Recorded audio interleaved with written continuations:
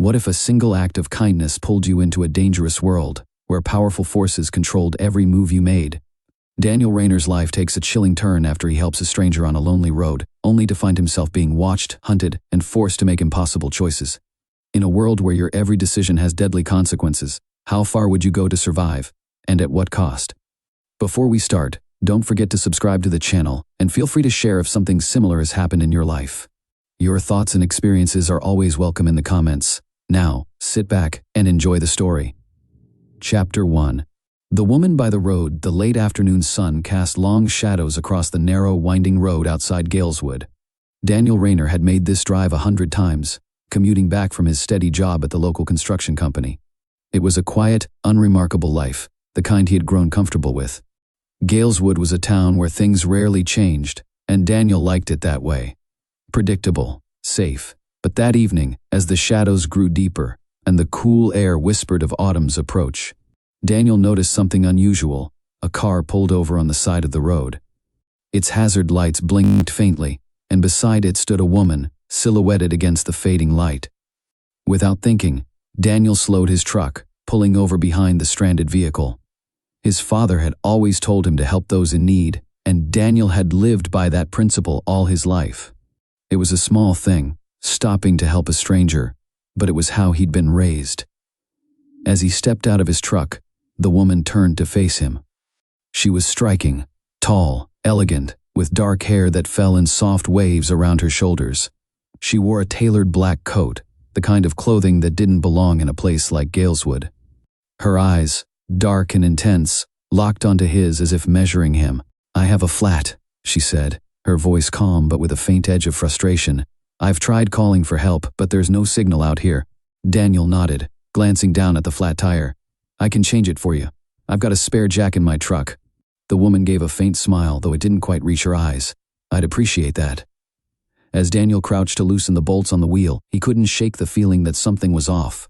The woman was too calm, too composed for someone stranded on the side of a desolate road. But he dismissed the thought, focusing on the task at hand. Maybe she was just used to handling difficult situations. When he finished, Daniel stood, wiping his hands on his jeans. "That should hold until you get to the nearest garage." The woman stepped closer, her dark eyes still fixed on him. "Thank you. You didn't have to stop, but you did. That's rare these days." "It's no problem," Daniel said, shrugging.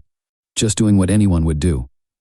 The woman's smile widened, though it still felt distant. "Maybe. But kindness like yours doesn't go unnoticed." She paused for a moment, her gaze lingering on him. "My name is Alice Montgomery. Perhaps one day, I'll repay the favor." There was something unsettling in her tone, something that made the hairs on the back of Daniel's neck stand on end. But before he could respond, Alice climbed into her car and drove away, her taillights disappearing into the approaching dusk. Daniel stood there for a moment longer, the sound of her words echoing in his mind. Kindness doesn't go unnoticed. Chapter 2. The call that night. Daniel lay in bed, staring at the ceiling. Alice Montgomery's words replayed in his mind like a broken record. He had helped her, nothing more. So why did he feel so uneasy? Why had her parting words lingered in his thoughts, gnawing at him long after she had disappeared? He tried to push the thoughts away, tried to convince himself it was nothing. But sleep didn't come easily. And when it did, it was restless, filled with fragments of dreams that slipped away the moment he opened his eyes. Then came the call. Daniel's phone buzzed on the nightstand, jolting him awake. He blinked in the darkness, disoriented, before glancing at the screen. It was well past midnight, and an unknown number flashed on the display. For a moment he hesitated, but something, curiosity, or maybe that lingering unease, compelled him to answer. "Hello?" Silence greeted him on the other end. Daniel waited, listening for any sound, but the line remained eerily quiet. Just as he was about to hang up, a voice, low and smooth, cut through the silence. "We're watching." The line went dead. Daniel sat up in bed, his heart pounding in his chest. He stared at the phone in his hand, dread settling in his stomach like a stone. The voice had been calm, almost casual, but the message was clear. Someone was watching him. Was this connected to Alice? Had helping her somehow drawn him into something he couldn't see? The rest of the night passed in a haze of anxiety. Daniel couldn't shake the feeling that something, or someone, was out there, watching him. and that feeling only grew stronger in the days that followed. The strange calls continued. Each time the same voice. Each time the same message, "We're watching." Daniel's unease grew into a gnawing fear. He began noticing things, subtle, almost imperceptible things. A black car parked across the street from his house, the same one that seemed to follow him wherever he went. People in the grocery store who glanced at him a second too long before turning away. He tried to tell himself it was just his imagination, that he was overreacting. But deep down, he knew something had changed. His life, once predictable and safe, was no longer his own. The tipping point came one evening when Daniel returned home from work to find a plain white envelope in his mailbox. His name, Daniel Raynor, was written on the front in an elegant, looping script. There was no return address. With trembling hands, Daniel tore the envelope open. Inside was a single sheet of paper, folded neatly. The message was brief, but it sent a chill down his spine. "We would like to formally invite you to join us. 7:00 p.m., Friday, the Galeswood Hotel, room 415. Your act of kindness has not gone unnoticed." Daniel's heart raced as he stared at the letter. The Galeswood Hotel was a relic of a time long past, its grand facade now faded and worn. He hadn't set foot in the place for years. And yet someone connected to Alice, no doubt, was summoning him there. He didn't want to go. Every instinct told him to stay far away from whatever was happening, but curiosity, or maybe fear, gnawed at him, pushing him toward the hotel. When Friday evening arrived, Daniel found himself standing outside the Galeswood Hotel, staring up at its towering brick walls. The sun had just begun to set, casting a golden glow over the building's faded exterior. His hands trembled as he stepped inside, the soft hum of the hotel lobby greeting him with an eerie familiarity. The receptionist barely glanced at him as Daniel made his way to the elevator, his heart pounding in his chest. The ride up to the 4th floor felt like an eternity, each second stretching out as his anxiety built. When the elevator doors slid open, Daniel stepped into a long, dimly lit hallway. Room 415 was at the far end, its door identical to all the others. But to Daniel, it felt like a portal to something he couldn't yet understand, something dangerous. He knocked. The door opened almost immediately. Standing inside was Alice Montgomery, her dark hair pulled back, her expression calm but unreadable. "I'm glad you came," she said, her voice as smooth as ever. Daniel swallowed hard, stepping into the room. His heart raced, and he knew, without a doubt, that whatever world he had just stepped into was one from which there would be no easy escape. Chapter 3. Elysium. Inside the hotel room, Alice gestured for Daniel to sit. The room was tastefully furnished, with plush chairs and a long, polished table. Everything about it screamed understated elegance. But there was something cold about it too, something that made Daniel feel as though he were sitting in the den of a predator, waiting to be devoured. "I'm sure you have questions," Alice began, settling into the chair across from him. Her calm, composed demeanor only added to Daniel's unease. "What's going on?" Daniel blurted out, his nerves getting the better of him. "Who are you, and why have you been watching me?" Alice smiled faintly, as though she had expected the outburst. "You've been chosen, Daniel, chosen to be part of something much larger than yourself, something powerful." Daniel's mind raced. "What are you talking about?" Alice leaned forward, her dark eyes locking onto his. "The organization I represent is called Elysium. We control events, shape outcomes, influence the course of history even. And we noticed you because of your act of kindness." Daniel's stomach twisted. "Because I helped you with a flat tire?" Alice's smile widened slightly. "Yes, that act set a series of events in motion, drawing our attention to you. Elysium rewards those who can act decisively, without hesitation. You've demonstrated that quality." Daniel shook his head, trying to wrap his mind around what she was saying. "I'm not special. I'm just a guy trying to live his life."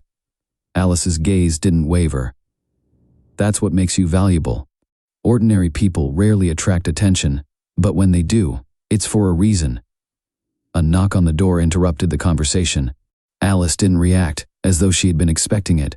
The door opened, and a tall, impeccably dressed man entered the room. "Marcus Halloway," the man introduced himself, his voice smooth and authoritative. "Welcome to Elysium." Daniel's heart pounded in his chest. Everything was moving too fast. He had stepped into a world he didn't understand, a world where unseen forces controlled the lives of ordinary people. And now, they wanted him to be part of it.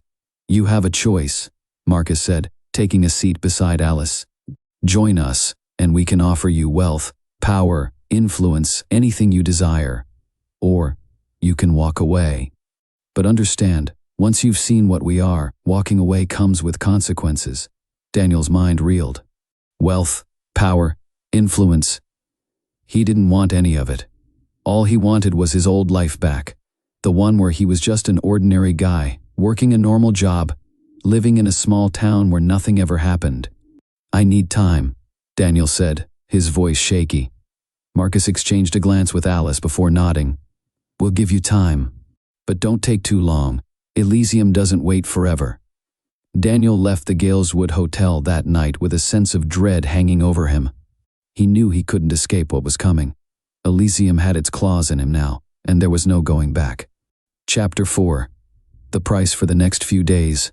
Daniel couldn't shake the feeling that he was being watched. Everywhere he went, he felt the eyes of Elysium on him. The black car, the strange glances from people in town, it all added to the weight of the decision looming over him. Then the envelope arrived. It was the same as before, plain, unmarked, with his name written in elegant script. But this time, the message was different. "Your first task, meet Marcus at the corner of Pine and 7th. 9:00 p.m. Daniel's stomach churned. He had known this was coming, but that didn't make it any easier to swallow. Elysium was testing him, and whatever they wanted, it wouldn't be simple.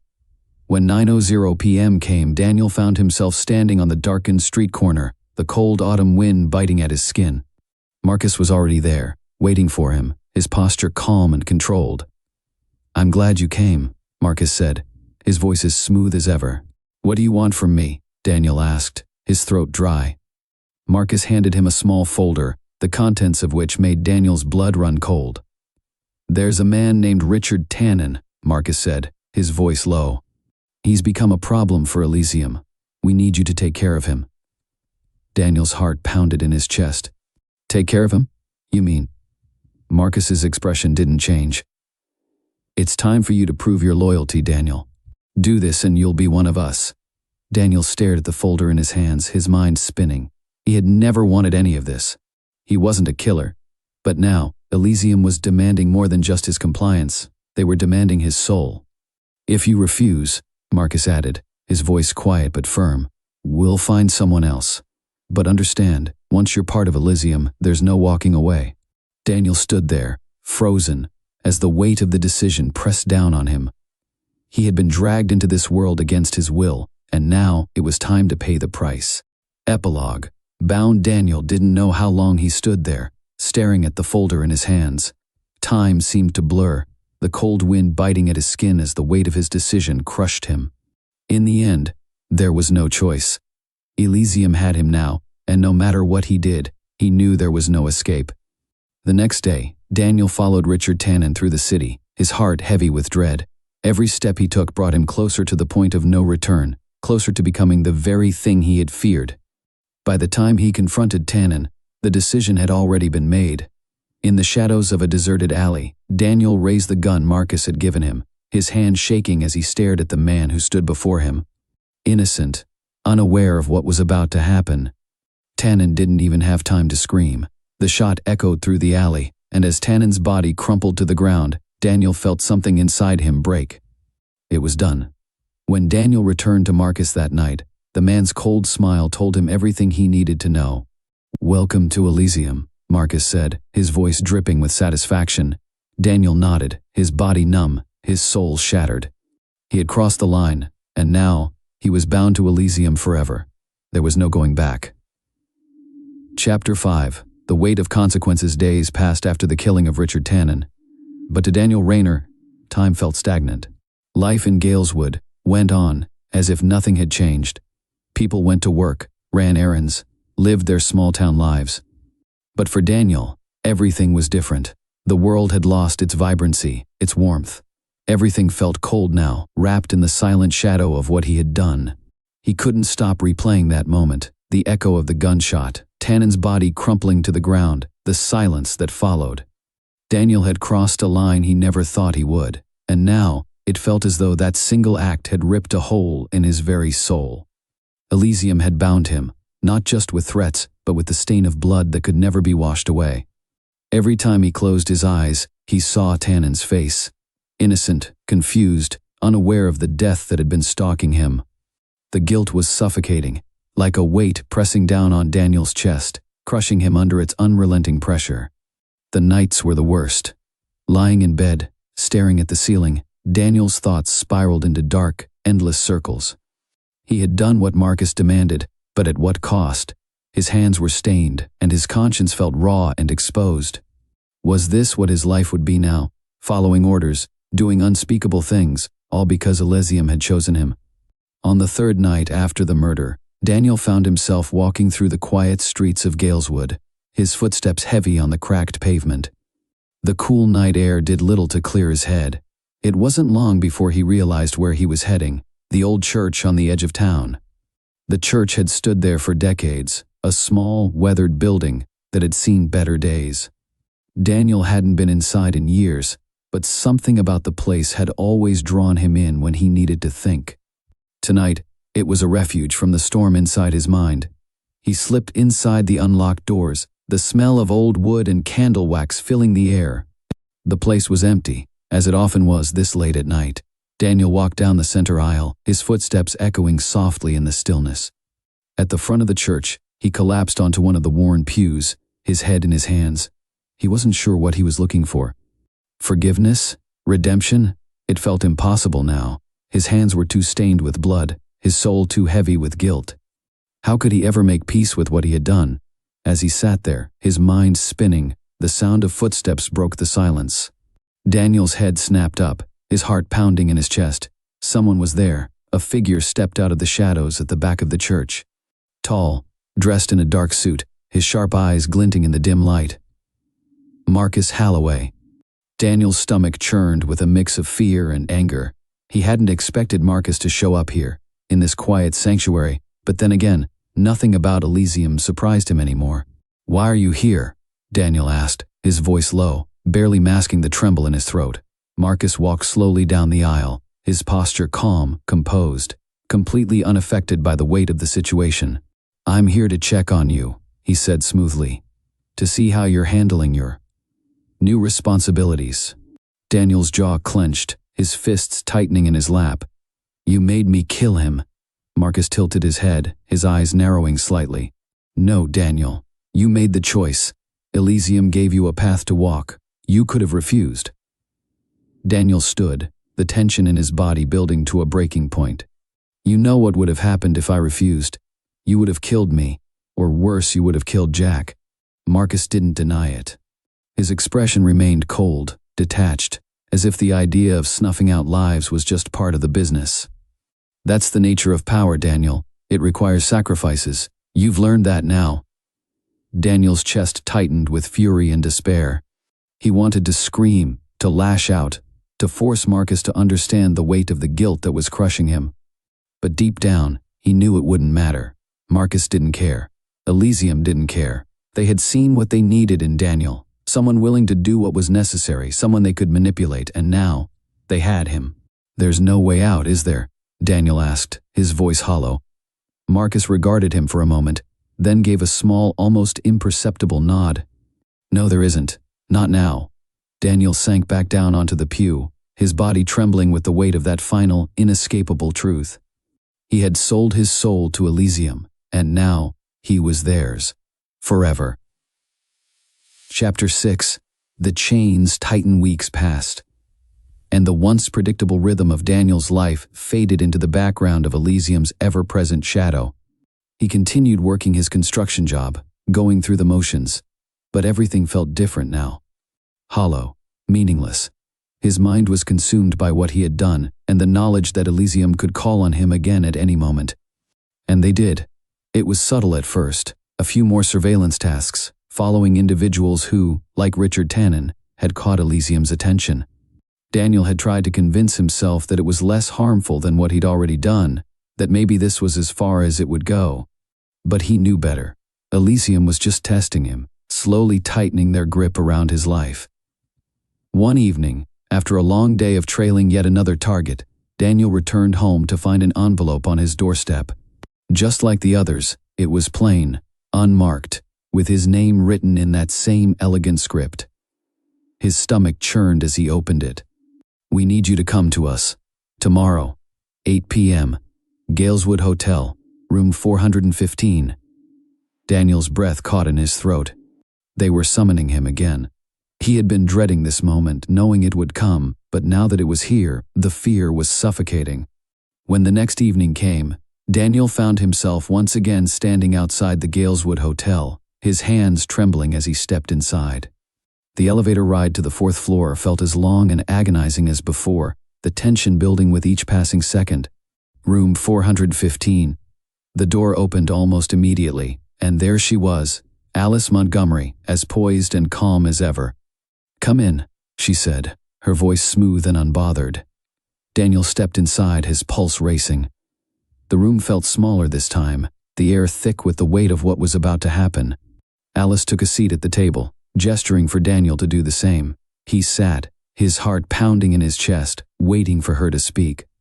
"You've proven yourself to be useful to us, Daniel," Alice began, her tone businesslike.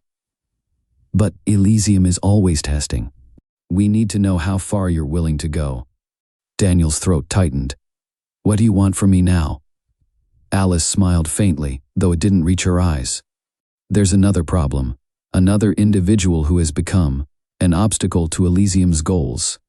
You're going to take care of it." The words hit Daniel like a punch to the gut. He had known this was coming, known that they would eventually ask him to kill again. But hearing it, feeling the weight of it in the air, made it all too real. "I can't," Daniel whispered, his voice cracking. "Not again." Alice's expression didn't change. "You don't have a choice. You know what happens if you refuse." Daniel stared at the table, his vision blurring as the weight of Elysium's demand pressed down on him. He had thought that killing Tannen would be the end of it, that if he did what they asked, they would let him go. But now he understood. There was no end. No matter what he did, they would keep asking for more blood, more loyalty, more of his soul. "I don't want to do this," Daniel said, his voice barely more than a whisper. Alice leaned forward, her gaze cold and piercing. "It's not about what you want, it's about survival." Daniel's breath came in shallow gasps, as the reality of his situation closed in on him. There was no escape. He was trapped in Elysium's web, and the only way out was through. "Tomorrow," Alice said, rising from her seat. "You'll get the details then." Daniel sat there, numb, as Alice walked to the door, leaving him alone in the suffocating silence of the hotel room. He had crossed a line once, and now they were asking him to cross it again. And this time, there would be no coming back. Chapter 7. A Darker Path. The next day passed in a blur. Daniel Raynor could hardly think, his mind consumed by the task that Elysium had laid out before him. Every breath felt heavy, every moment a step closer to the point of no return. He had tried to convince himself that he could find a way out, that maybe he could run, disappear before Elysium could make him do the unthinkable again. But deep down, he knew it was futile. Marcus Halloway and Alice Montgomery had made it clear. There was no walking away from Elysium. Not now, not ever. By the time evening came, Daniel's nerves were frayed. He sat in his truck, staring at the crumpled envelope that contained the details of his next target. It felt like a lead weight in his hands, a physical manifestation of the darkness that had swallowed his life.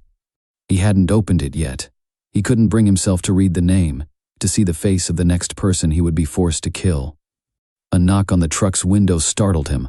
Daniel jumped, his heart racing as he looked up to see Marcus Halloway standing outside, his sharp eyes glinting in the dim light of the parking lot. "It's time," Marcus said, his voice as smooth as ever. Daniel's stomach churned, his hands trembling as he fumbled to open the truck door. He stepped out into the cool night air, his body feeling heavy, his mind numb with fear. Marcus handed him a small, sleek black handgun. "You know what to do." Daniel stared at the gun, his breath catching in his throat. The weight of it felt like a death sentence in his hand. "I can't," Daniel whispered, shaking his head. "I can't do this." Marcus's expression remained cold, unyielding. You don't have a choice. You're part of Elysium now. This is what it means to be one of us. Daniel's hands trembled as he looked at the gun, then back at Marcus. He had thought that once he crossed the line with Tannen, he could somehow live with it. But now standing here, facing the reality of another kill, he realized that the line had never existed. Elysium had destroyed it the moment they set their sights on him. Who is it? Daniel asked, his voice barely audible. Marcus handed him the envelope. Daniel opened it with trembling hands, his heart pounding as he looked at the name inside. It was Jack. Daniel's blood ran cold, his breath catching in his throat. Jack, his best friend, the one person who had tried to help him, who had noticed something was wrong. Elysium had decided he was a liability, and now they wanted Daniel to eliminate him. No, Daniel whispered, his voice breaking. I can't do this. You don't have a choice, Marcus said, his voice firm. Elysium doesn't tolerate loose ends. Jack knows too much. He's a threat. Daniel's hands shook violently, the gun slipping from his grip and falling to the ground with a dull thud. His mind raced, panic surging through him like a tidal wave. I won't do it, Daniel said, backing away. I won't kill him. Marcus's eyes narrowed, his voice cold and menacing. Then you know what happens next. Daniel's world collapsed around him. Elysium had trapped him in their web, and now they were forcing him to choose between his best friend's life and his own survival. He couldn't do it. He wouldn't do it. But as Marcus stepped closer, his hand resting on the gun still lying on the ground, Daniel realized that no matter what he chose, he was already lost. Chapter 8. Breaking Free. The weight of Marcus Holloway's ultimatum hung over Daniel Raynor like a death sentence. Jack's life was in his hands. Elysium had marked him as a threat, a liability, and now Daniel was expected to do the unthinkable: kill his best friend. The man who had been there for him through everything. The man who, just weeks ago, had tried to help Daniel when he sensed something was wrong. Daniel's heart pounded as he stood in the parking lot, his hands shaking, the sleek black gun lying on the ground between him and Marcus. His vision blurred with panic and guilt. He had already killed once for Elysium, already crossed that unforgivable line. But this, killing Jack, was a step too far. He wouldn't do it. I won't kill him, Daniel said, his voice shaking, but resolute. Marcus's face remained impassive, cold and calculating as ever. Then you know what happens next, Daniel. Refusing to follow orders comes at a price. Daniel could barely breathe. I don't care. I won't do it. Marcus's eyes narrowed, his voice turning deadly. You think you can walk away? There is no leaving Elysium, Daniel. You are in this now. We own you. The finality in Marcus's voice chilled Daniel to the core, but something inside him, something deep, buried beneath all the fear and guilt, started to stir. For weeks, Daniel had felt powerless, trapped in Elysium's web, forced to bend to their will. But now, standing on the precipice of losing everything, his soul, his friend's life, something snapped. No more. I'm done, Daniel said, his voice stronger now. He took a step back, meeting Marcus's cold gaze. You don't own me. I'm walking away. Marcus stared at him for a long, tense moment. Then, with a slow, deliberate motion, he picked up the gun from the ground. You can't walk away, Daniel, he said softly. Elysium doesn't let loose ends walk free. If you won't do your job, you'll both pay the price. Daniel's heart raced, but this time it wasn't fear that fueled him. It was a sudden surge of clarity. He wasn't powerless. He didn't have to be their pawn anymore. He could fight back.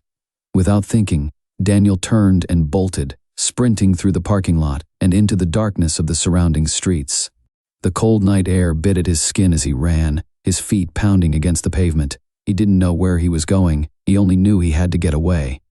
Behind him, Marcus's voice echoed, cold and threatening. You can't run forever, Daniel. Chapter 9. The chase. Daniel ran through the streets of Galeswood, his heart racing as fear and adrenaline pushed him forward. He knew Elysium would be after him now. They wouldn't just let him walk away. And worse, Jack was still in danger. If Daniel didn't act fast, Elysium would come for him next. He needed a plan. Panting, his legs burning from the effort, Daniel ducked into a narrow alley and leaned against a brick wall, trying to catch his breath. His mind raced. Running blindly wouldn't work. He needed to think. Elysium was powerful, but they thrived on control, on fear. If he could take that away, if he could get out of Galeswood, disappear entirely, he might stand a chance. But first, he had to warn Jack. Reaching into his pocket, Daniel pulled out his phone and dialed Jack's number. The phone rang once, twice, before Jack's voice came through, confused and concerned. "Daniel, what's going on?" "There's no time to explain," Daniel said, his voice urgent. "You need to leave town now. They're coming for you, Elysium. They know you've been watching me." Jack's voice sharpened with fear. "What? Daniel, what are you talking about? What is Elysium?" "They're dangerous, Jack," Daniel said, his breath coming in ragged gasps. "I've been working for them, forced to. I didn't have a choice. But now they want me to kill you. You need to leave, go somewhere safe." There was a long pause on the other end, the weight of Daniel's words sinking in. Finally, Jack spoke, his voice barely above a whisper. "Where do I go?" "I'll meet you at the old quarry," Daniel said, his mind scrambling for a plan. The quarry was miles outside of town, remote, hidden. "We'll figure it out from there. Just go. Now." Jack didn't argue. The call ended abruptly, and Daniel tucked the phone back into his pocket, his heart pounding in his chest. He knew it wouldn't be long before Marcus and Elysium sent someone after him. He needed to get to the quarry, and fast. As Daniel made his way through the dark streets, he kept his head low, scanning the shadows for any sign of Elysium's agents. His paranoia felt justified now. He knew they were watching, always watching. He could feel their eyes on him, lurking just out of sight. Suddenly, a black sedan turned the corner ahead of him, its headlights cutting through the darkness. Daniel's breath caught in his throat as he recognized the car. It was the same one that had been following him for weeks, the one that had always been parked nearby, waiting.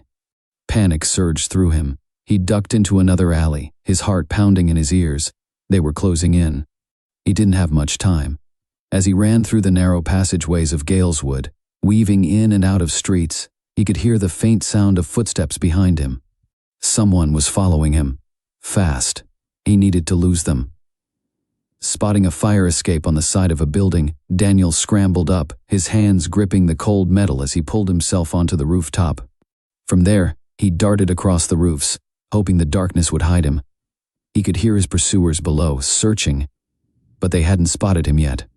Breathing heavily, Daniel crouched behind a large ventilation shaft, peering over the edge of the building.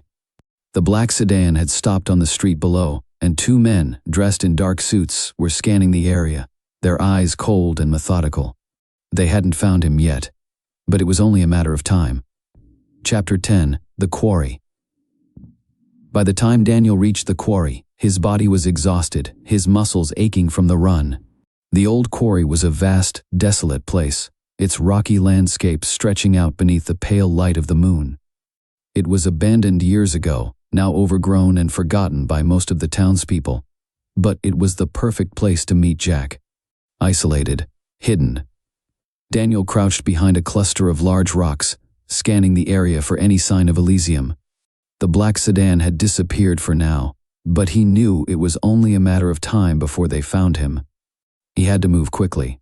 A few minutes later, the sound of a car engine echoed through the quarry, and Daniel's heart leapt in his chest. Jack had arrived. Jack's truck pulled up to the edge of the quarry, and Daniel rushed out from his hiding spot, waving him over. Jack climbed out of the truck, his face pale with fear and confusion. "Daniel," Jack said, his voice shaking. "What the hell is going on?" "There's no time," Daniel said, grabbing Jack by the arm and pulling him toward the rocks. "We have to go. Elysium is coming for us." Jack's eyes were wide with panic, but he didn't argue. Together, they crouched behind the rocks, the cool night air pressing down on them as they waited. "I don't understand," Jack whispered, his voice hoarse. "Why are they after me? I haven't done anything." "It's not about what you've done," Daniel said, his voice tight with guilt. "It's about what I've done. I got mixed up in something dangerous. They used me, forced me to do things, and now they think you're a threat because you were getting too close." Jack's face twisted with horror as the realization sank in. You killed someone for them?" Daniel's throat tightened. He nodded, unable to meet Jack's eyes. "I didn't have a choice. They control everything, Jack. They own people, manipulate them. I tried to resist, but once you're in, there's no way out. Jack stared at him, his eyes filled with a mix of disbelief and fear. But we can fight them, right? We can get away. Daniel swallowed hard. I don't know if we can. Suddenly, the sound of tires on gravel cut through the air. Daniel's blood turned to ice as he saw headlights approaching. The black sedan was back. They had found them. We have to run, Daniel hissed, pulling Jack to his feet. But before they could move, a gunshot rang out, shattering the silence of the quarry. Daniel froze, his breath catching in his throat. He glanced down, expecting to see blood, but realized the shot hadn't hit him. He whipped his head toward Jack, terrified that his best friend had been struck, but Jack was unharmed. Instead, the gunshot had been a warning, a deliberate shot into the air. The black sedan came to a stop, and the figures of Marcus Holloway and another man, dressed in dark suits, emerged from the vehicle. They moved with the cold precision of hunters closing in on their prey. Marcus's face was eerily calm, as if this moment had been inevitable all along. You've made this harder than it had to be, Daniel, Marcus said, his voice carrying through the desolate quarry. We gave you every opportunity to follow orders, to be part of something bigger, but now you've forced our hand. Daniel's heart raced as he pulled Jack further into the shadows of the rocks. His mind spun, searching for a way out, but the quarry felt like a trap, a wide open space with nowhere to hide. You don't have to do this, Daniel called out, his voice breaking with desperation. You don't have to kill us. We'll leave Galeswood. We'll disappear. Marcus's expression didn't change. He shook his head slowly, almost pityingly. It doesn't work like that. You know that. Elysium doesn't leave loose ends. You should have known better than to run. The other man with Marcus raised his gun, aiming directly at Daniel and Jack. Panic surged through Daniel's chest. He needed to act. Now. Go, Daniel whispered harshly to Jack, shoving him further toward the dense brush that edged the quarry. Run. I'll distract them. But Jack's protest was cut short as Daniel grabbed him by the shoulders. Go, Daniel repeated, his voice fierce with urgency. I'll find you. Just get out of here. Jack hesitated for a brief moment, torn between fear and loyalty, but then he turned and sprinted toward the trees. Daniel watched him go, a wave of guilt crashing over him as he realized this might be the last time he saw his friend. Marcus's cold gaze shifted toward Jack's retreating figure. That was a mistake, Daniel, he said quietly. Now we'll have to find him too. Daniel's muscles tensed, adrenaline flooding his veins. He couldn't let that happen. He had already dragged Jack into this nightmare. He wasn't going to let Elysium take him down as well. Before Marcus could give the order to pursue Jack, Daniel grabbed a fist-sized rock from the ground and hurled it at the man aiming the gun. The rock hit its mark, striking the gunman's arm. The shot went wild, echoing through the quarry as the man staggered back, clutching his wrist. Marcus's expression shifted for the first time. Surprise flickered across his face, quickly replaced by cold fury. Enough of this, Marcus snarled, motioning for the injured gunman to recover. You're only delaying the inevitable, Daniel. But Daniel didn't wait. He turned and ran in the opposite direction of Jack, leading Marcus and his men away from his friend. His boots kicked up dirt and gravel as he sprinted across the uneven ground, his heart pounding so hard he thought it might burst. Behind him, he could hear Marcus shouting orders, the sound of footsteps closing in. They were fast, too fast. He wouldn't be able to outrun them for long. He needed to think, to find some way to gain the upper hand. Just as he neared the far edge of the quarry, a sudden thought struck him. The abandoned quarry had been used for blasting years ago. There were still remnants of old mining equipment, including a derelict control shack that housed explosives long forgotten. Daniel's lungs burned as he sprinted toward the shack, his mind racing. If he could just get there, if the explosives were still intact. It was risky, reckless even, but it might be the only way to stop Marcus and his men. He reached the rusted control shack, his fingers fumbling with the door as he pushed it open. Inside, the air was thick with dust and decay, the remnants of mining equipment scattered across the floor. His eyes quickly scanned the room, searching for the stash of explosives he remembered from his childhood explorations of the quarry. There, in the corner, an old, rusted metal box, marked with a faded danger, explosives sign. Daniel's hand shook as he pried the box open, revealing a small stash of old dynamite sticks, some of them cracked and brittle with age. He didn't have time to check if they were stable. He grabbed a handful and raced out of the shack. Marcus and his men were closing in, their dark figures moving swiftly across the quarry floor. Daniel could see the glint of metal as they raised their weapons, preparing to finish what they had started. With a final burst of adrenaline, Daniel planted the dynamite in the rocks around the shack, frantically unspooling the ancient fuse wire. He didn't have a detonator, but if he could light the fuse, he might be able to create enough of an explosion to bury Marcus and his men under a mountain of rubble. As the footsteps grew louder, Daniel grabbed the small pack of matches he carried in his pocket, his hands trembling as he struck one against the rough edge. The first match fizzled out. His heart raced as he tried again. This time, the match flared to life, casting a flickering glow in the dark. He lit the fuse.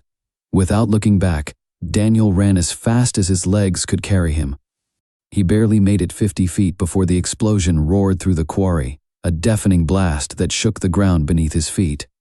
The air filled with dust and debris, rocks tumbling down as the control shack and the explosives buried Marcus's men beneath an avalanche of stone. Daniel hit the ground, covering his head as chunks of rock rained down around him. The explosion echoed for what felt like an eternity, and when the dust finally began to settle, there was nothing but silence. Chapter 11. Freedom's Price. When Daniel finally lifted his head, the quarry was unrecognizable. A massive cloud of dust and debris hung in the air, the remnants of the control shack and the rocks that had collapsed on top of it. There was no sign of Marcus or his men, only silence. Daniel's chest heaved as he pulled himself to his feet, his body aching from the exertion, his ears still ringing from the explosion. For a moment, he just stood there, staring at the wreckage, trying to process what had happened. He had done it. He had stopped them. But the victory felt hollow. Elysium was bigger than Marcus, bigger than the men buried under the rocks. He had bought himself time, but he hadn't truly escaped. Not yet. Shaking off the dust, Daniel knew what he had to do next. He had to find Jack, make sure he was safe, get him as far away from Galeswood as possible. There was no going back now. They would both have to disappear. Daniel staggered through the quarry, his body heavy with exhaustion, but his mind sharp with determination. He wouldn't let Elysium destroy Jack's life. He wouldn't let them destroy his own either. They would have to vanish, start over somewhere far away, where Elysium's influence couldn't reach them. As Daniel climbed the rocks that lined the quarry's edge, he spotted Jack's figure in the distance, standing at the tree line, watching with wide, fearful eyes. When Jack saw Daniel approaching, he rushed over, relief and confusion mingling on his face. "Daniel!" "What the hell happened?" Jack asked, his voice shaking. "They're gone," Daniel said, his voice hoarse. "I stopped them. But we need to go now. Elysium will send more. We don't have much time." Jack looked at him, fear and disbelief flashing across his face. "You blew them up?"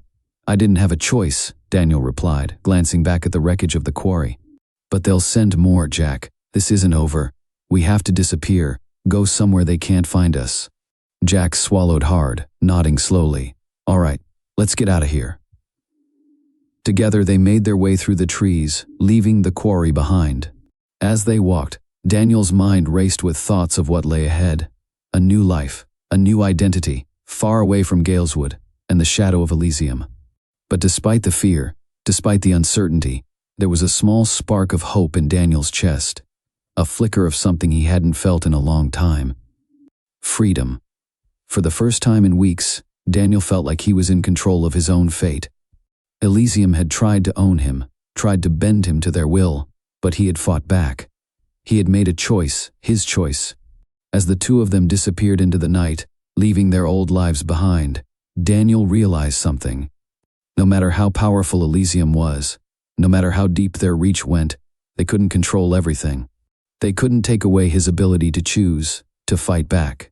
And that was the key to his freedom. Epilogue.